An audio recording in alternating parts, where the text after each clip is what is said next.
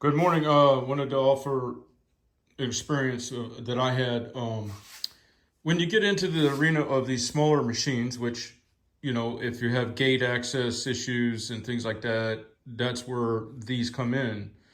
Um, but the problem becomes that, like, because of the volume that a machine like this could handle, if you're taking out a pile of soil or something from an excavation from a pool or something, because of the size of the machine, you're going to have a lot of trips, and then you're going to be a long period of time where you're trying to run this machine, which I can't really do it now, where the one hand is trying to stabilize your body so that you have muscle memory precision type controls. And the problem becomes then if you're going up grade, down grade, getting jolted around, all that load force gets transferred, in my case, into these two fingers here and the outside of the wrist. Or say it's not that situation, but because again, the size or scope or scale of the work, you're trying to use a smaller machine. Like I had this one with the greater blade attachment on the back. So now it's kind of the same thing, but different, where you have lower mass, which makes the logistics work on getting both machines there, one to grade, one to skip. And then you're using inertia. Okay, so same thing there. You got one hand back here to run the implement, which I could put an electric linear actuator on or whatever to run the implement, but it's not as fast and not as deft, and you can't get as good a result.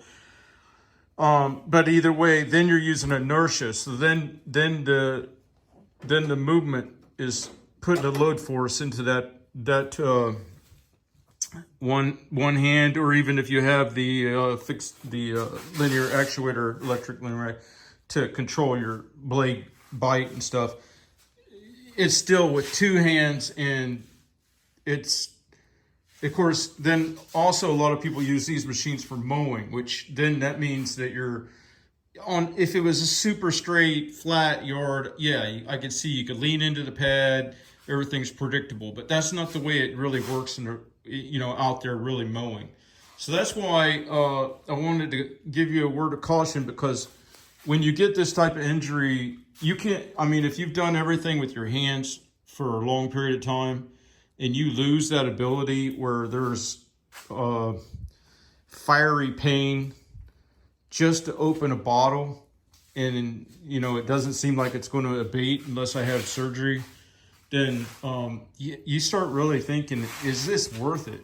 It's not. To me, it's not. Everybody has to make their own decision.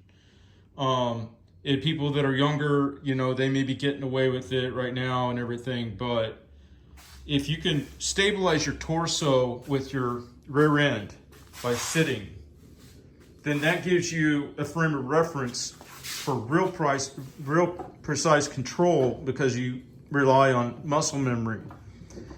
And then the alternative points, well, one, a lot of times you're going to go single hand on the sticks, and then to reach over here and close the discharge.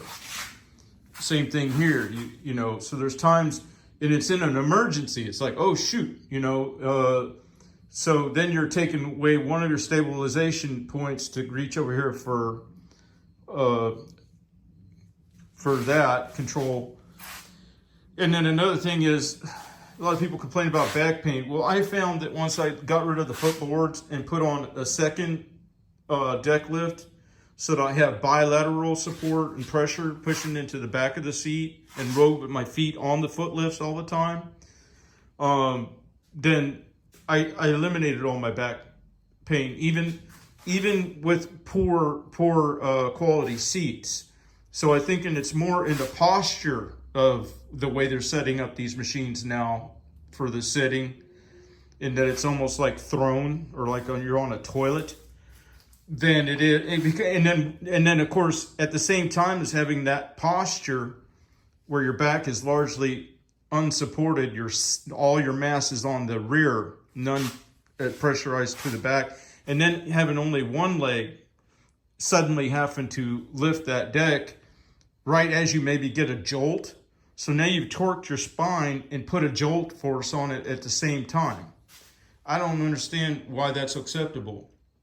But for me, I won't be doing this anymore because the impact on the day-to-day quality of life is too high. And I don't want to go into the next thing because then people think I'm into fantasy land, but I will anyway.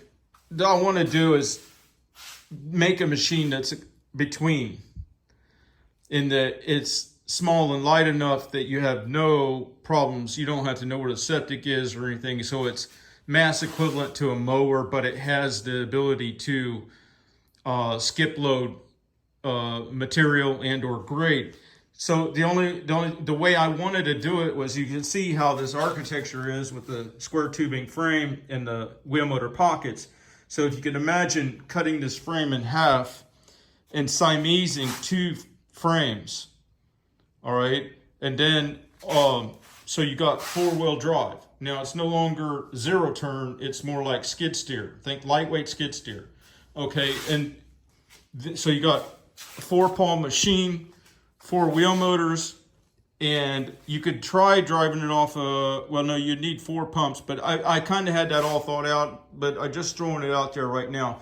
And then for the lift and lower and pitch of the bucket and or running the grapple, you got choices as to either use electric actuators, which I don't really want to do, or possibly build a cage off the top of these pumps and use the longer shaft like the ones that had the fan to drive a little wood splitter pump.